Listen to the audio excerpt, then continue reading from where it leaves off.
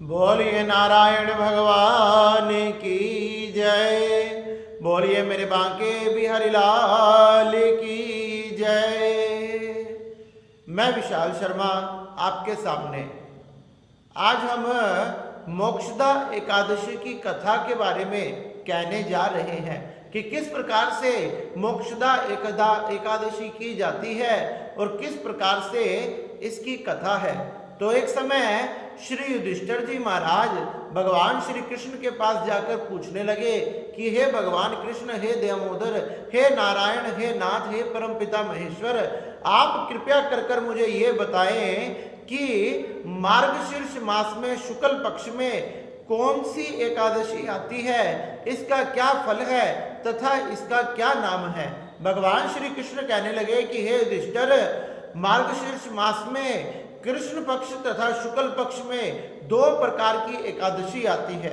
मैंने तुम्हें बताया था कि मार्गशीर्ष मास में कृष्ण पक्ष में उत्पन्ना नाम की एकादशी आती है, जिसने मेरे शरीर से प्रकट होकर मुर दैत्य को मारा था और मैंने उस एकादशी को अनेक प्रकार के वरदान दिए थे, जिससे वह सदा सदा के लिए मेरी प्रिय हो गई।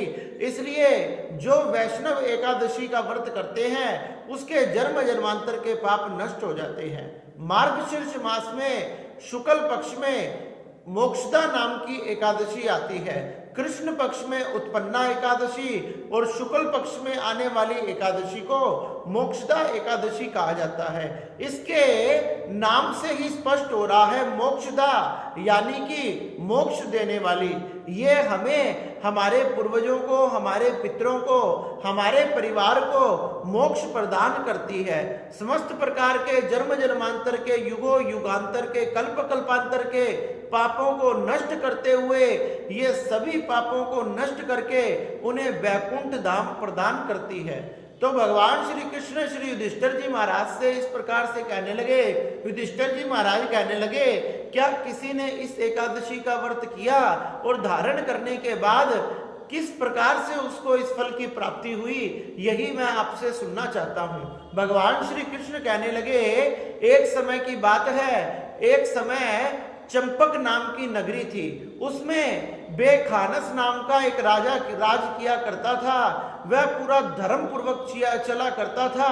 धर्म करना, यज्ञ करना, इस प्रकार से समस्त प्रजा की अपने पुत्र तथा परिवार की तरह रक्षा किया करता था। एक समय क्या हुआ, एक समय जब वह राजा रात्रि में शयन कर रहा था, शयन करते हुए राजा को सपन में अपने मृत पिता की दुर्दशा दिखाई दी। उसको दिखाई दिया कि जो मेरे पिता जिनकी मृत्यु हो चुकी है वो अधोगति में पड़े हुए हैं, वह नरक में पड़े हुए हैं, अनेक प्रकार के कष्टों को भोग रहे हैं। इस प्रकार से राजा ने जब अपने पिता को देखा तो वह घबरा गया और घबराने के बाद उसकी आंख खुल गई।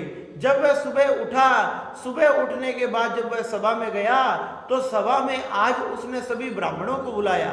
जब सभी ब्राह्मणों को बुलाया गया, ब्राह्मणों से पूछा गया कि रात्रि में मेरे को अपने पिता के प्रति इस प्रकार से सपन आया कि मेरे पिता की गति नहीं हुई है, वह अभी अधोगति में है, वह नरक में है, अनेक प्रकार के कष्टों को भोग रहे हैं। हे ब्राह्मण देवता, कृपया कर ऐसा उपाय बताएं जिससे उनका उद्धार हो जाए। जब सभी ब्राह्मण एक ही स्वर में कहने लगे कि हे राजन, यहाँ से थोड़ी ही दूरी पर पहाड़ के ऊपर एक पर्वत मुनि नाम के महात्मा रहते हैं। वह भूत भविष्य वर्तमान को देखने वाले तथा बड़े ही चमत्कारी हैं। हम सबने तथा आपने उन्हीं की शरण में चलना चाहिए, क्योंकि वही हमें इस उपाय बता सकते हैं, इसका उपाय बता सकते हैं। इसलिए कृपया कर आप हमारे साथ चलिए। जब ही राजा उस पर्वत पर अपने महलों से निकलकर पर्वत मुनि के आश्रम में गए। आश्रम चारों तरफ से सुसज्जित था, बड़ा सुंदर वातावरण था, शीतल मंद सुगंध, 3 प्रकार की हवाएं चल रही थी और बड़ा ही मनोहर, मन को खींचने वाला वहां वातावरण बना हुआ था। पर्वत मुनि के आश्रम में प्रवेश कर राजा ने मुनि के चरणों में साष्टांग प्रणाम किया। मुनि ने पूछा, हे राजन, क्या आपके राज्य में सब कुछ ठीक है? कुशल मंगल है। राजा ने कहा कि हे महात्मा, आपकी कृपा से सब कुछ कुशल मंगल है, किसी प्रकार की कोई कमी नहीं है, लेकिन हमारे जीवन में एक विघ्न आ गया है। मुनि ने पूछा कि हे राजन, आपके जीवन में कैसा विघ्न उपस्थित हो गया? तो कहने लगे, हे महात्मा, जब मैं रात्रि में शयन कर रहा था तो मेरे पिता मुझे अधोगति में, दुर्गति में, नरक में दिखाई दिए, जो अनेक प्रकार के कष्टों को भोग रहे हैं। आप कृपा कर कर ऐसा कोई उपाय बताए जिससे उनका उद्धार हो जाए। तो महात्मा कहने लगे, राजन, तुम किसी प्रकार से चिंता मत करो, मैं अभी कारण देखता हूं कि किस कारण से तुम्हारे पिता ने दुर्गति में, नरक में जाना पड़ा। जब ये महात्मा ने अपने नेत्र बंद किए, नेत्र बंद करके विचार किया और नेत्र खोलने के बाद कहने लगे, हे राजन, आपके पिता ने पूर्व जन्म में पाप किया था। आपके पिता ने किसी स्त्री के मना करने के बावजूद भी उसको रति दान दिया था, और एक स्त्री जो उनको रति दान मांग रही थी उसको दान नहीं दिया था। इसी अपराध के कारण, स्त्री के अपराध के कारण उनकी दुर्गति हुई। उन्होंने नरक की यातनाओं को भोगना पड़ रहा है, और नरक की यातना ही नहीं, यमराज के दूत उन्हें अनेक प्रकार के कष्ट दे रहे हैं। महात्मा ने जैसे ही ये कहा, राजा की आंखों में आंसू आ गए। राजा का अंग अंग कांपने लगा कि मेरे पिता की इतनी दुर्गति हो रही है। तो वह कहने लगे, हे महात्मा, कृपया कर कर आप ही उपाय बताएं, किस उपाय से मेरे जो पिता हैं उनकी मुक्ति हो पाएगी। तो पर्वत मुनि कहने लगे, हे राजन, तुम चिंता मत करो, मार्गशीर्ष मास में शुक्ल पक्ष में मोक्षदा नाम की एकादशी आती है।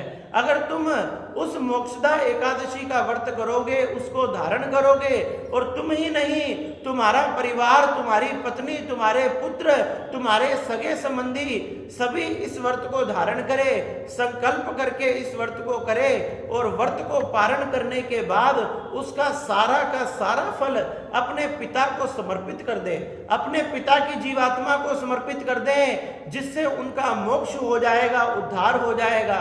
राजा ने मुनि के चरणों में प्रणाम किया, और ऐसा ही किया।